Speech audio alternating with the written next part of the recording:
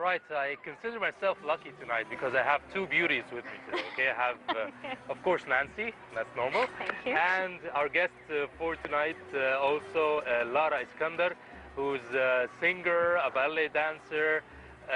She sings in 4 languages, and she's also joined in Star Academy before. So we're going to speak with her tonight, and we'll start with Nancy. We're going to ask the first question, right? So Lara, tell us, you've done all these things.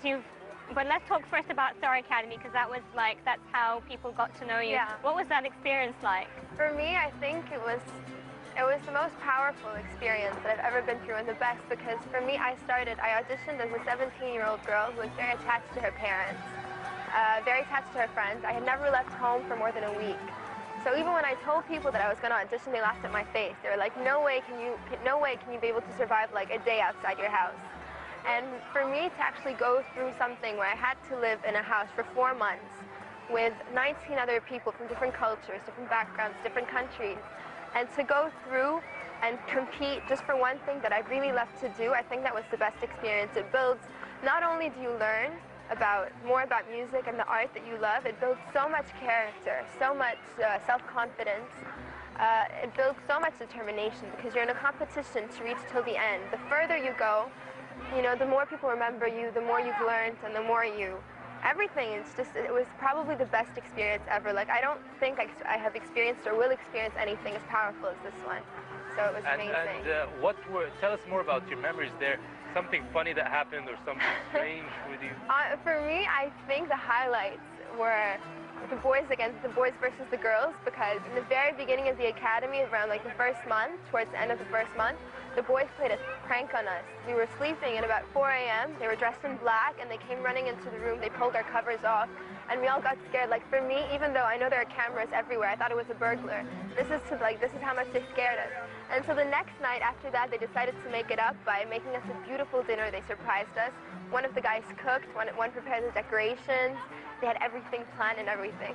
And the funny thing was that the girls always wanted to get the boys back, but we never got the chance to. But at the very end, when it was just me and Basma, the other girl, we were the last 2 girls in the academy, we actually got them back. We put black socks on our head like in the movies, and we just went and sprayed shaving cream all over their faces, and we got them finally. It was like 4 months later, but at least it was something. I think those were the fun parts. I mean, they were the main parts. It kind of took the stress off, you know, to have something fun like that. That was really good. Definitely. Let's know a little bit about the techniques that you learned during your time there. I know there's the voice coaching, you've got the dancing, you've got the acting. What was your favorite, and what do you think you've learned most? For me, there was 2 main things. Obviously, we had a vocal coach who we used to train with every single day. And I think as a singer, like as someone who wanted to basically improve in singing, that was the most important part for me. But the most class that I had fun with was with our dance teacher, because for me, we didn't get to dance as much. We did a lot of yoga, we worked on our body, on our flexibility, and we got to dance as well. So for me, I think as a singer/dancer, these 2 were the best parts, because they helped accentuate my talents, and they helped me, you know, improve and get better. So I think that was the main part. I've always wanted to ask the ones who joined things like Star Academy, how did you live that days when you know you have got all these cameras around you? How did you act normal? I know, everyone asks me that.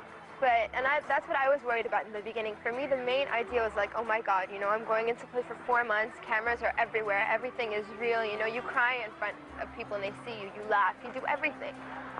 The thing is, like the first few weeks, you kind of get paranoid. You know, you're like, okay, like I have to like sit down and like, what if this camera's on me right now? What if? But then you realize that you're living in a place with cameras for 4 months, or no matter how long someone stays, you have to be yourself. You can't let these things bother you, because no one can put on an act for 4 months. You know what I mean? Right. At the end of the day, you just kind of forget about it. Like, I mean, you're going to be yourself at the end. Like, I used to cry when I wanted to cry. I forgot about the cameras. When I wanted to laugh my butt off, I'd laugh so hard and I'd forget about the cameras. So you kind of, like, the longer you stay there, the longer you realize that it's really, like, it's not that big of a deal. And the charming thing about it is that that's how people fall in love with you or get to hate you, whatever. That's how people judge you. Like, the good thing about Star Academy is you're not just based on your talent, you're based on your personality as well. Like, you're judged on your personality. So that's what kind of really makes a star. Like, you get to know that this person is talented and this person is good with other people, and that's easier to fall in love with someone. Like, I used to watch Star Academy for the 5 seasons before, and that's how I fell in love with people, not just because of their talents, but I'd see how this person really didn't get into any fights, this person got along with anyone, this person was funny, this person was moody. Whatever the case is, you know, it gives you a better reason to fall in love with an artist. I think that's really important. So the cameras were a good thing instead of a bad thing like most people think. So just before actually, you know, they're trying to tell us here, you know, you need to go to a song, but let's just listen. Let me ask you, how have you been received since you've been back, and what are your latest projects? It's been amazing. The thing about Star Academy is, though, that you don't really realize that you have a fan base until you get out, because you're locked and isolated in a house for 4 months. The only fans you see are the people that come to the primes on Fridays, and they're just a few percentage, like a tiny percentage out of all the people. So when I came back, I was so nervous. I was like, you know, I told my mom, I'm like, I don't think people are going to know me, people are going to recognize me.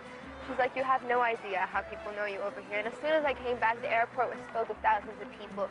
Everywhere I go, I still get phone calls from my fans right now. I keep in touch with them. So it's been amazing. Like, it's been, I think the outcome of the experience, like what happens after, is even better than what's inside, because it pays off for everything. So it's really good. So let's listen to one of your songs. Choose a song you like to sing. English, French, English. What language? English. What are the languages you sing in? I sing in English, I sing in French, I sing in Italian.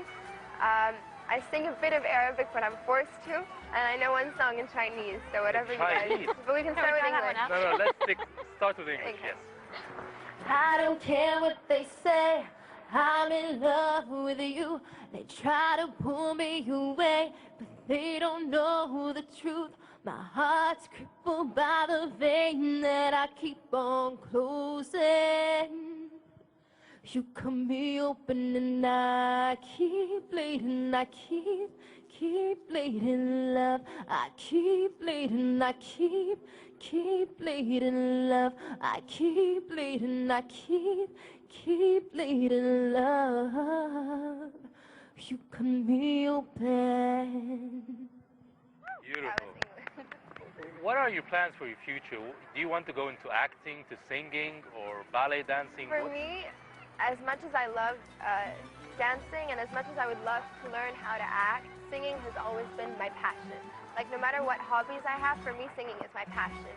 And I want to continue to sing. I'm working on projects right now, but I am going to go back to university because I got into Star Academy right after I graduated from high school, and I took a year off for Star Academy. So I'm going to go back and finish my education for sure. I'm going in September in a few weeks. But on the side, I'm working on my music as well, because I think it's really important. I don't want to just disappear, and I don't want to stop working on what I have to do and what I love to do. So I'm kind of going to be juggling both, education and music at the same time. Good. Go have to go to report. Yes, we do actually. That's all the time we have with you. No, actually, we're going to be joining the chef, but right after the report about Ibn Mosque, so stay tuned.